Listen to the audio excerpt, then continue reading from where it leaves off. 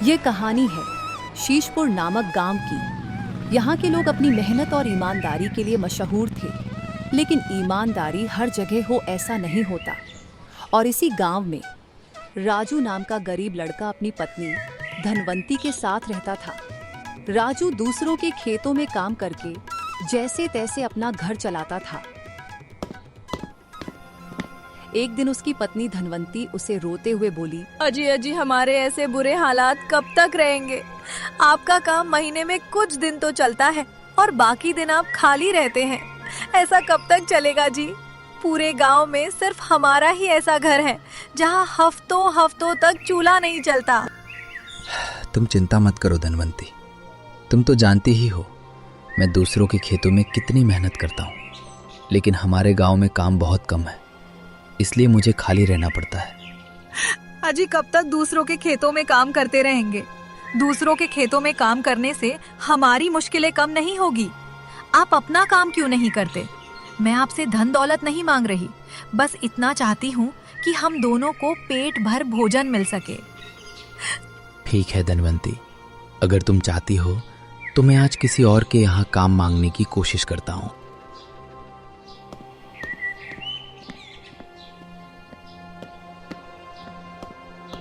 इतना कहकर राजू गांव में एक दुकानदार के पास काम मांगने आता है। नमस्ते सेठ जी। अरे भाई राजू, आओ बैठो। आज यहाँ कैसे आना हुआ? सेठ जी, आपको तो पता ही है हमारे गांव में काम की कितनी कमी है, इसी वजह से मुझे काम की बहुत ज़रूरत है। क्या आपके यहाँ मुझे कुछ काम मिल सकता है? अरे हाँ भाई राजू, काम की तो है हमारे गांव में कमी। राजू, मुझे माफ करना, मेरे पास तुम्हारे लिए कोई भी काम नहीं है, इसीलिए तुम यहाँ से चले जाओ।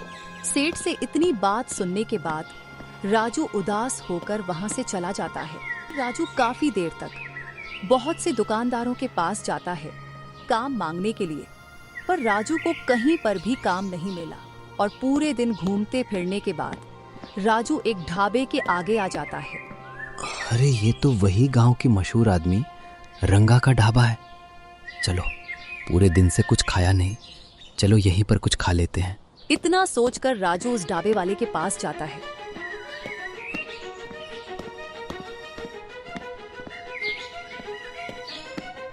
अरे भाई, एक प्लेट बिरयानी और हाफ प्लेट दाल मखनी लगा दो। जी भाई साहब, अभी लगवाता हूँ। पर भाई साहब, आपके 2000 रुपए हो गए। ढाबे वाले की इतनी बात सुनकर राजू हैरान हो गया। अरे बाप रे, 2000 रुपए? अरे भाई, कहीं आप मजाक तो नहीं कर रहे? अरे भाई, मजाक नहीं कर रहा, मैं तो तुम्हें हमारे ढाबे के खाने के दाम बता रहा हूँ। अरे भैया, ढाबा है या 5 स्टार होटल, इतना महंगा तो शहरों में भी खाना नहीं मिलता होगा।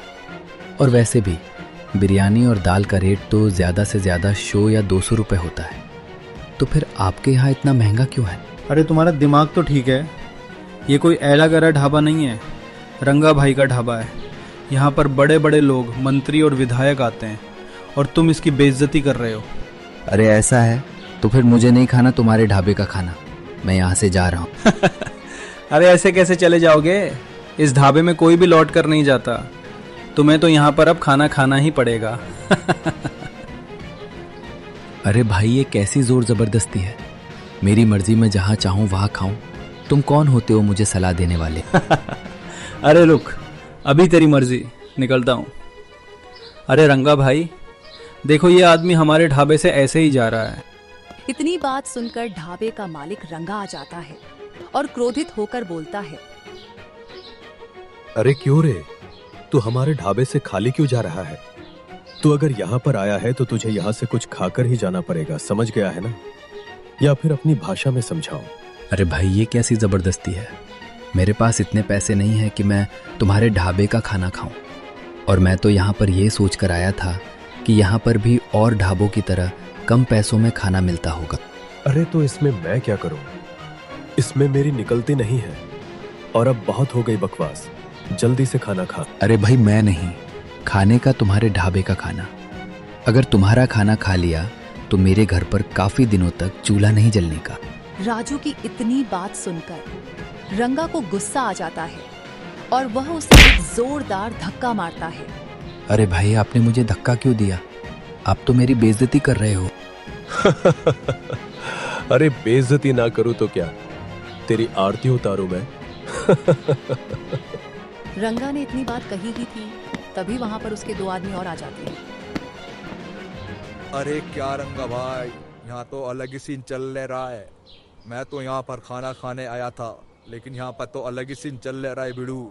अरे भाई, ये आदमी मेरे ढाबे से ऐसे ही जा रहा था और कह रहा है मेरे पास खाने के लिए पैसे नहीं है। अरे रंगा भाई, ऐसे लोग बातों के नहीं लातों के भूत होते हैं बिड़ू। इतनी बात कहने के बाद वह सब लोग राजू को मारने लगे। अबे सुन, आज तो छोड़ रहा हूँ, लेकिन आगे से ध्यान रखना। चल अब जा यहाँ से। ढाबे पर इतनी मार खाने के बाद राजू रोते हुए अपने घर की तरफ लौटता है।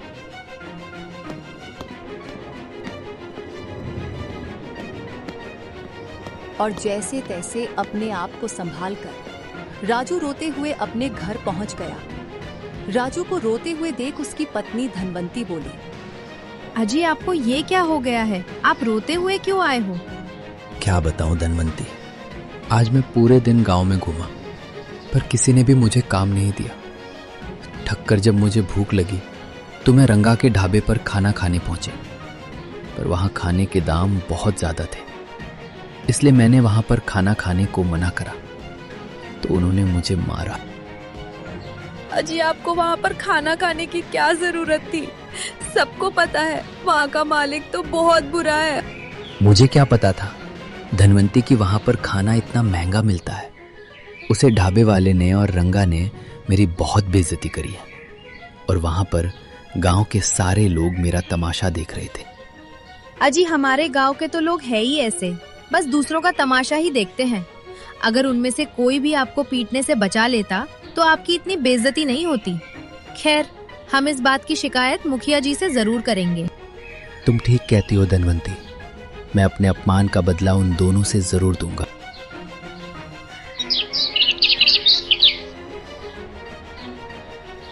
और फिर अगले दिन राजू अपनी पत्नी धनवंती को लेकर मुखिया जी के घर पहुंचता है।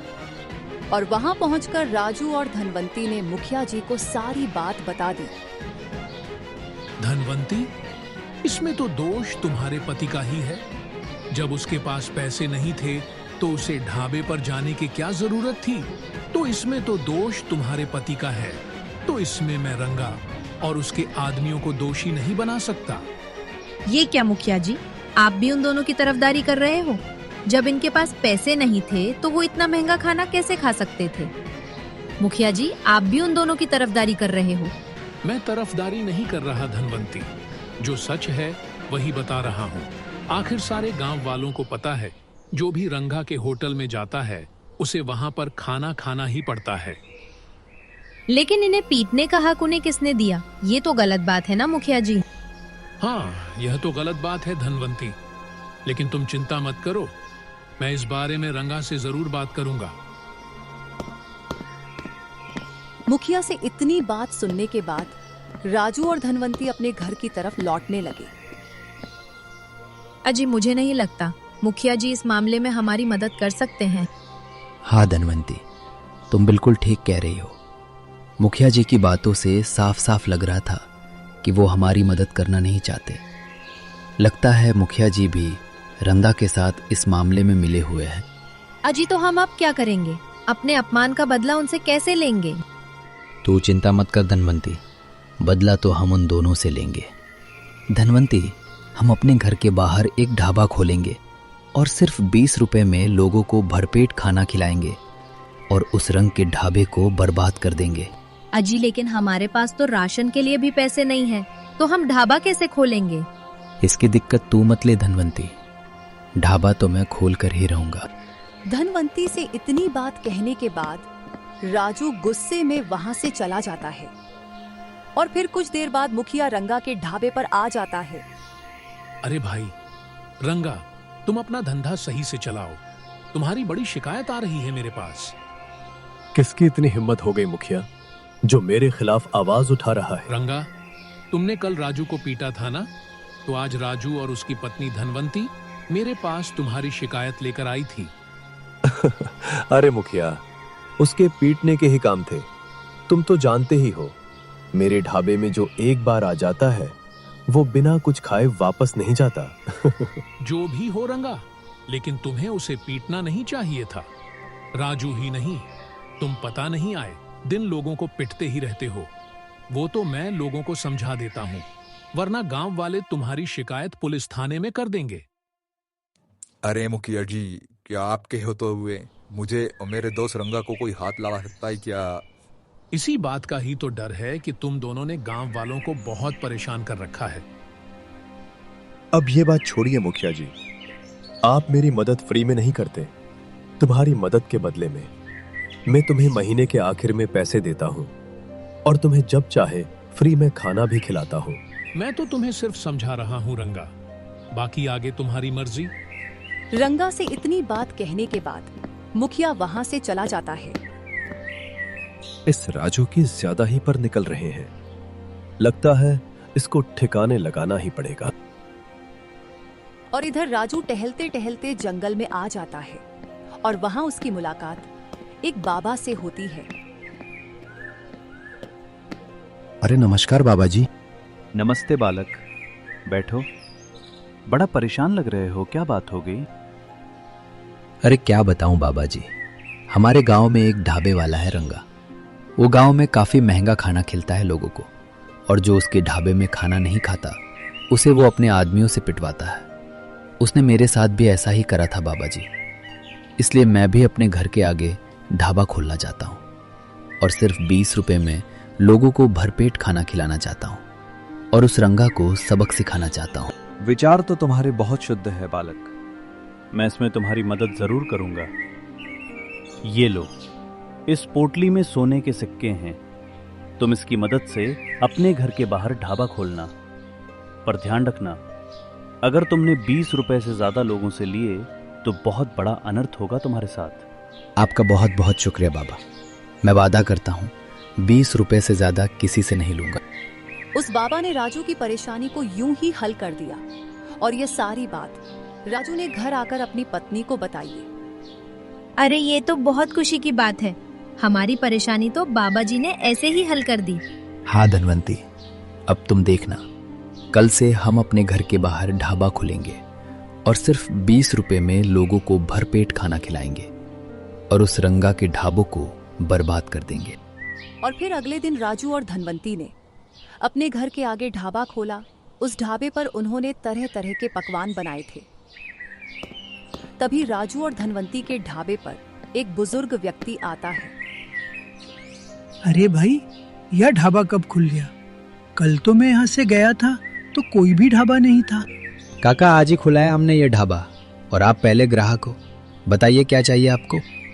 अरे बेटा, जो तुम्हारे पास अच्छा खाने को है वो लगा दो, वैसे भी मुझे बहुत तेज भूख लगी है। अच्छा काका, मैं आपको अभी खाना देता हूँ, आप वहाँ जाकर बैठ जाइए, मैं थोड़ी देर में लाता हूँ। और फिर कुछ देर बाद राजू उस बुजुर्ग व्यक्ति को दाल मखनी और रोटी एक थाली में करके देता है। अरे वाह बेटा, तुम्हारा ये खाना तो बहुत अच्छा है। मैंने ऐसा खाना बहुत से ढाबों पर खाया, पर तुम्हारे ढाबे की तो बात ही अलग है।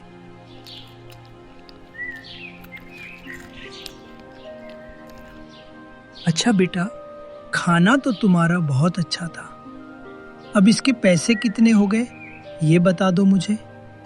और हाँ बेटा, जरा हिसाब से बताना। अरे काका, वैसे तो मेरा खाने के 20 रुपए हो गए, पर काका आप मेरे पहले ग्राहक हो और आप बुजुर्ग भी हो, इसलिए मैं आपसे 1 रुपए भी नहीं लूंगा। अरे क्या, इतना सारा और इतना बढ़िया खाना के सिर्फ 20 रुपए? अरे हाँ काका, हमारे यहाँ हर चीज का दाम सिर्फ 20 रुपए है। हम 20 रुपए में लोगों को भरपेट खाना खिलाएंगे। और हाँ काका, आपका जब भी मन करे आप हमारे पास आ जाना, और हो सके तो अपने परिवार वालों को भी ले आना। अरे बेटा, ये तो तुम बहुत अच्छा काम कर रहे हो। भगवान तुम्हारी और तुम्हारी पत्नी की उम्र लंबी करे। इतनी बात कहकर वह बुजुर्ग आदमी वहां से चला जाता है और ये सारी बात पूरे गांव में फैल गई कि राजू के ढाबे पर सिर्फ 20 रुपए में भरपेट खाना मिलता है। और फिर कुछ दिनों में राजू के होटल पर भीड़ जमा होने लगी। राजू सारे गांव वालों को सिर्फ 20 रुपये में भरपेट खाना खिलाता था। अब उसके होटल में गरीब ही नहीं बल्कि अमीर व्यक्ति भी आने लगे। और इधर रंगा का ढाबा बिल्कुल खाली रहने लगा। जहां उसके ढाबे पर चमक धमक रहती थी, आज वहां पर एक भी ग्राहक नहीं आया था। अरे रंगा वाह, ये अपने ढाबे को क्या हो गया? यहाँ पर तो एक भी व्यक्ति नहीं आ रहा। जहाँ हमारा ढाबा हमेशा भरा रहता था, आज यहाँ पर एक भी व्यक्ति नहीं है। अरे हाँ राजन, मैं भी हैरान हूँ। हमारे ढाबे पर एक भी लोग नहीं आ रहा। ऐसा तो पहले कभी नहीं हुआ। रंगा ने इतनी बात कही ही थी, तभी रंगा का नौकर हरिया वहां भाग कर आता है। अरे भाई हरिया, इतना हड़बड़ाहट में भागते हुए तू क्यों आया है? अरे क्या बताऊं रंगा भाई, वह है ना अपने गांव का राजू। उसने अपने घर के बाहर अपने जैसा ही एक ढाबा खोला है और उसके ढाबे पर बहुत भीड़ जमा है। क्या उस 2 टके के राजू ने ढाबा खोला है? उसके पास तो जहर खाने तक के पैसे नहीं होते। उसने ढाबा कैसे खोल लिया? चलो चलकर देखते हैं। और फिर उसके बाद रंगा और उसका नौकर हरिया राजू के ढाबे पर आते हैं और वहां का दृश्य देखकर वह दोनों हैरान हो जाते हैं। अरे इस पर इतना सारा पैसे कैसे आ गया कि इसमें ढाबा खोल लिया? इसका पता तो मुझे निकलना ही पड़ेगा। और फिर इसी के बाद से रंगा राजू पर नजर रखने लगा कि आखिरकार उस पर इतना धन आया कहां से। काफी दिन हो गए लेकिन रंगा को कुछ भी पता नहीं चला। 1 हफ्ता हो गया, लेकिन अब तक पता नहीं लग पाया कि राजू पर इतना धन आया कहां से। हाँ गंगा भाई, लगता है अब राजू को कहीं पर पकड़ना पड़ेगा, तभी वो बताएगा कि सच्चाई क्या है। और फिर एक दिन राजू अपने काम से कहीं जा रहा था, तभी आगे जाकर उसे रंगा और उसके आदमियों ने रोक लिया। क्या बे, तू अब हमारा ढाबा बंद करवाएगा? जो थाली हम 2000 की देते हैं तू उसे 20 रुपए में बेचेगा? देख, मैं तुझे सीधे सीधे बता रहा हूँ, तू अपना ढाबा बंद कर दे, वरना तेरे साथ बहुत बड़ा करूंगा मैं अब तुम्हारी धमकी से नहीं डरने वाला रंगा। मेरा रास्ता छोड़ो, वरना मैं तुम्हारी शिकायत पुलिस थाने में कर दूंगा। इतनी बात कहकर राजू वहां से भाग जाता है।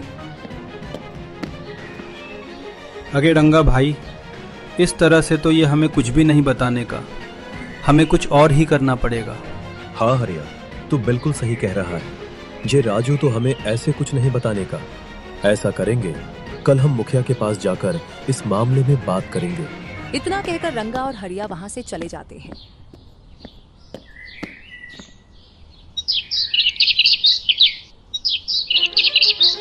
और फिर अगले दिन रंगा अपने नौकर के साथ मुखिया के घर पर आता है। अरे रंगा, तुम और तुम्हारे आदमी मेरे घर पर, कोई जरूरी काम है क्या? ये क्या मुखिया, तेरे होते हुए भी मेरे साथ ऐसा क्यों हो रहा है? ऐसा क्या हो गया रंगा, जो तुम मुझसे ऐसा कह रहे हो?